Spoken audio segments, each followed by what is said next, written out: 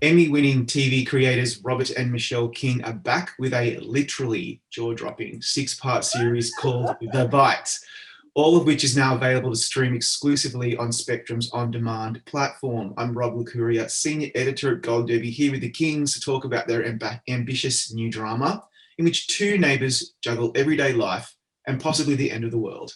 So guys, it's kind of difficult to explain to viewers what this show is really trying to set out to achieve. So we start seeing the pandemic being addressed all over TV, but I genuinely think you have spun it in a really interesting and compelling way. So talk us through the concept for the show and where it all began. It began because we were sheltering in place, and we'd go out for walks and knew that it would be tough to get back into production. We saw all the unions trying to find some way to get everybody tested. So we wanted to do a show that all the actors were safe. And then we saw some other Zoom shows, and we didn't want it to be a Zoom show. And so, look, we're genre fans. We don't turn up our nose at genre and just do Ibsen all day. We think genre is best when there's an element of Ibsen in it. So we wanted to do one about the end of the world because it felt like the country, was in the midst of an end of the world. And we wanted to make something available to Broadway actors who we befriended and knew were going to be out of work for a long time. And then one that was fun and seemed to satirize in an action framework what was really going on in our country, but also around the world. And I guess that's a lot, but the bottom line is you still want to write a story. And the story for us was about how people were continuing to work at home. Doctors were doing medical advisory over Zoom. In this case, a dominatrix is still working while at home. So I think it started with that sense, and a female friendship is not too far away from our thinking, and no matter what we do. Yeah, it felt like doing a show with the constraints that this one was going to be produced under, that it would be very easy to make a tedious show. So then the challenge becomes, all right, what do you do to make it not tedious? And I think for us, the obvious answer is zombies and dominatrixes. and that's where we. I wish that weren't so true. It is true, but also I would say that we just wanted something we could have fun with, but also seem to address the feeling of what we were all going through, which is all that we need to make 2020 and 2021 work, feel right, is zombies. And then it would all feel like, oh, that's all it needs to cap off the year. Yeah, like a show about zombies with a dominatrix in it. I'm like, did the Kings write this? And lo and behold, that's exactly what happened. I think what's really important for people to understand now that the show is going to be out there is how you pulled this off in really challenging circumstances. You had real life spouses or partners who were playing characters that weren't married. Like it kind of hurt my brain for a bit. Then I realized, okay, I see what they're doing. It's very innovative, I think. And did you have film crews in there? Like, how did you make this happen? First of all, before we go into how it happened, we have to tip our hats to both Brooke Kennedy and Nancy Herman, who produced the show, because it's probably the most difficult production that we've ever undertaken, because the goal was to keep people safe. So the two main characters, Rachel and Lily, in fact, they are filming in a brownstone in Hell's Kitchen in New York. And it's a 5-level brownstone that the top 2 levels were where Lily's character was living. And the bottom 2 levels were Audra's character was. And they were not in scenes together until the very end. And the crew never interacted with either of them. So the only person that would interact with them was the director. And then there was a middle floor that was like a control room. Then that's where the crew was, keeping a safe distance from each other. And then the people that you see in their own locations, those are all their own homes for the most part. And they're all in the New York area. And remote cameras were delivered to them, and they acted then as their own cinematographers, their own makeup people. I mean, they were doing it all on their own. So we had makeup people and a production designer, but they would interact with them on Zoom and have them arrange the background for what would make the set work. And same with makeup. So and makeup, wardrobe. so there were like these blue veins that had to be attached, and those were all decals that the actor was taught how to attach. So it was kind of a fascinating, okay, this could be the future. If we ever went through something like this again, I think we would be very good on the second one. The first one had a very steep learning curve. But I mean, if, yeah, as you say, God forbid if this ever happens again, I mean, let's all just ask the kings how they did it, because this is the way. Are you saying that Stephen Pasquale and Philip Sue's CDC was in their home? Or No, okay, that's even more ludicrous. As I mentioned, we rented this brownstone, this 5-story, and about a week into filming, 2 people came out of their apartment across the street and just approached one of the producers on the street and said, "Hey, do you guys need an apartment? Because we're going away for a couple months. You can sublet from us." So we said, okay. And that is now the CDC. So what was fun, there was an element, as you can tell, of guerrilla filmmaking to it all. There was a real strong element of let's put on a show, because I think everybody knew it would take a while till production came back in town. So the CDC was across the street, built by our production designer into an apartment. Wow. See, the show really must go on. You were in the midst of an apocalypse, really a real one. That's what it felt like. And the show just must go on. And I really love that whole concept. I want to talk about some key highlights for me personally after watching the show. You know, we all witnessed this ridiculous polarization of the virus, the COVID virus, along with the CDC's misinformation about this. I love how you called it Sun 9, which needed to be kind of workshopped. The judge who gets upset about quarantine, calling it slavery, masks without cause, the Texas lieutenant governor, of course, who wanted to open up the economy. After we had just seen a bus full of bloodied elderly corpses. I just love that. And of course, the greatest one of all, it's just the flu. So I can just tell, like, you had so much fun throwing this together and just throwing every single stupid thing that we had to watch on Fox News and CNN. Is that the case? Yes. Yeah.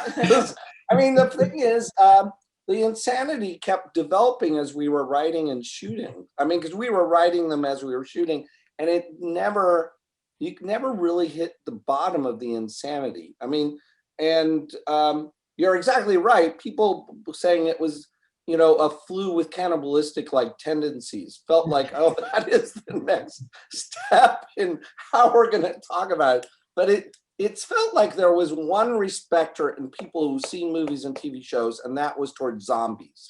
You know, zombies are very, you know, all those zombie movies and TV shows, someone goes in a hospital and 28 days later, we're full on zombie apocalypse. But there are very few of those that show the process of how long it takes for people to take it seriously.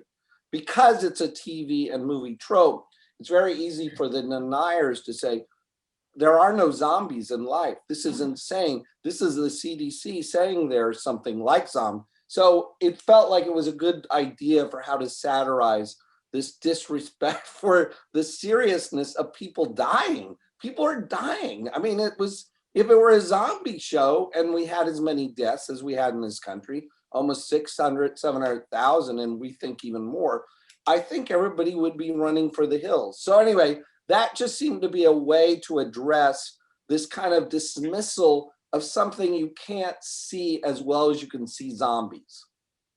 Yeah. I sounded insane even saying that, but that was really right? the thought. You'd think that it would go without saying, but before 2020, I just would never have believed in a million years that we'd have a pandemic, and the main issue for people, particularly in the United States, was putting a piece of cloth on their face. And yet here we are. And you know, if there's ever the bite to Electric Boogaloo, I imagine it would be something like, you know, a Ron DeSantis type person banning cruise ships for making people have a passport that they're not zombies or something like that, because it just doesn't stop. And I think that's what makes this show really hit home. It really, really made me laugh. Just exactly what I needed. Another funny thing about the show is the gags. There's some really good gags, like the faff collar. Love that. The delivery driver who just keeps getting bloodier and bloodier, but he is still delivering those damn packages. And make sure you leave good feedback for me. The infamous. What we really liked was the essential workers in New York. Yeah.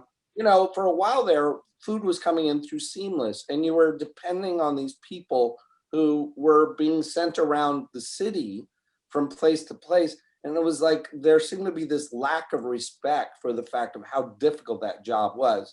So it was our idea to kind of have this running gag of this guy who keeps coming and having to kill zombies as he delivers packages to your door. It felt very very real. It felt so real. Like they're so unfazed. Like everywhere you lived, wherever you lived in America, in other countries, Europe and Australia, Uber drivers and the Amazon deliverers, they were the real champions. Nothing fazed them. And so I'm so glad that you put that front and center. The thing that made me actually scream out laughing, and by the way, anyone who hasn't watched the show, don't watch this interview until you've seen it. Is that I should have said that at the beginning, but you know they'll get the hint. Was person, woman, man, camera, TV. I actually spat my coffee out. I thought that was so good. Like seriously, who came up with that one? Like who decided that had to go in there? I think it was me. It was obviously there were a lot of years of a buildup of like content that is just okay, it all melds together in some way. But the way someone who has been bitten is kind of becoming infected, is losing his mind, is that they have that same cognitive test that Trump took, and they are able to repeat the words in order nonstop. So anyway, that was it felt very appropriate. Yeah, because remember when Trump took the test, he was really proud of him. And they said to him, no one's ever said the words like he did. And I just kept thinking about that.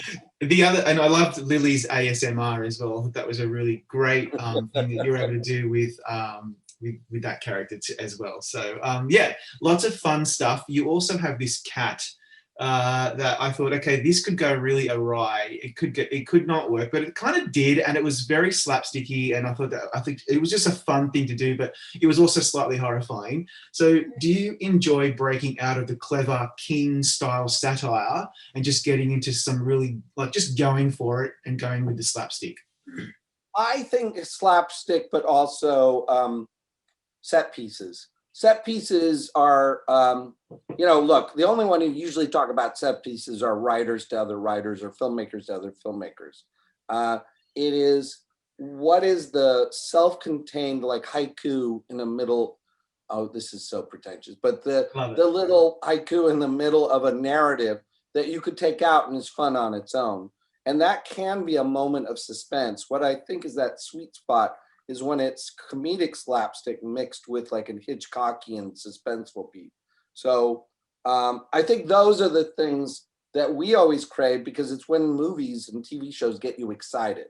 Like it feels like it's not just another moment where talk and TV like radio. It's like, oh, it depends completely on the visuals, and it depends completely on like the combination of music, actors, and whatever visual effects you're using. And that's what was always so fun about Hitchcock, is he didn't always have the actors take center stage as talking bodies. It was them as kind of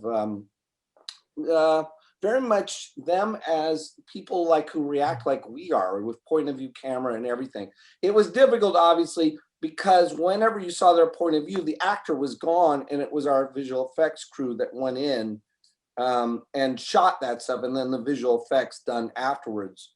But it was all about, again, things we could do that could keep the actors safe. I was going to say, I mean, it was very limiting as a way to make a show, because there could be no camera crew on the set. I mean, so you were really dependent on the angles that had been preset before the actor arrived for the day. So Yeah. we were dependent on having really spectacular actors, because without that, you're really stuck with this kind of show, because much of the time they're acting by themselves. Yeah. Incredible. Like, I know, like my dad in his late 70s always complains, oh, I don't want to watch this because it's just two people talking in a room. So I thought about him because I'm like, okay, at least, you know, Dad, there's a really great scene, goes for ages, where they're amputating an arm. Like, just go for gold. Like, you'll just love it. And Will Swenson spends half the show bashing his head against a bed head. So, I mean, it's good stuff. So, you know, I also wanted to just quickly mention that when the show ends, it ends on a note that I just think, okay, well, now we have to work out what Lily and Rachel are going to get up to post The Bite.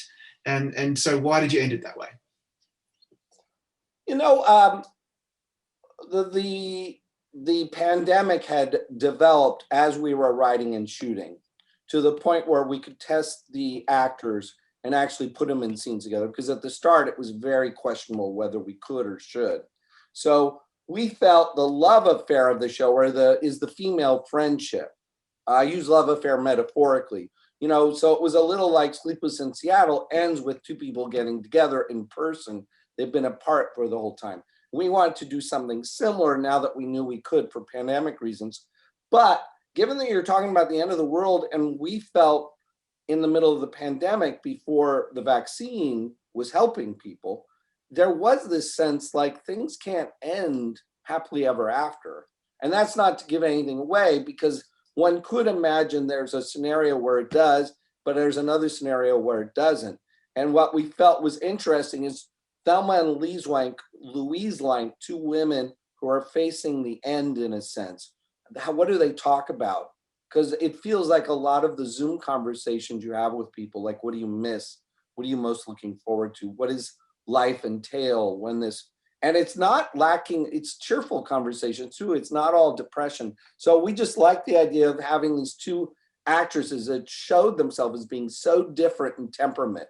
And now I'm talking the actresses too, not just the characters. Yeah. Kind of facing the end of the world kind of together, which is interesting. Yeah, I was very conscious of them finally being in a room together, and as a metaphor, I suppose, for all of us, so that when I'm speaking to people, the first thing I don't have to say is you're on mute, because that will eventually go away. The best news I read the other day, before we go, is you're in production still for Evil season 2 and The Good Fight season 5, which is why you guys are both so busy. I've spoken to you many times about The Good Wife and then The Good Fight. You guys both know that they're my favorite shows. And so I'm looking forward to season 5. What can we look for? Are you going to tackle the pandemic, Black Lives Matter, the crazy post-Trump GOP implosion? What are we going to look forward to without spoiling anything? I think the pandemic isn't as well observed as January 6th in the aftermath. You know, the season is mostly about a balkanization of America, of a people breaking up and creating when they don't like the way the country is moving, that they create their own version of it. And what does that do to the cohesion of, you know, the partisanship has taken over so much that it's hard to keep a country cohesive. I would say that's the main thing. We have some really fun new actors this world. Mandy Patinkin is doing an amazing job. Wayne Brady is Stephen Lang. I was going to say Wally Shawn is Wally back. Shawn. Oh, yes. Yeah. So we're and then a new young actress, Charmaine Bingwa. Yeah, I know who well. From your part of the world. That's right. Yeah, I'm really looking forward to seeing her. And of course, we get to say goodbye. Yeah, she is. She is spectacular. And we get to say goodbye to Delroy and Krish as well. I noticed that in the first episode. So that's awesome as well. Because given that you're season 4, one of the best seasons you've done, was cut short. So, you know, it's good that we get to have that closure. Both of you, thank you so much for your time today. I really had fun with The Bite. And I think you guys did too. Thank you. We did. Good to see you, Robert. Good to see you. Take care, please. Take care.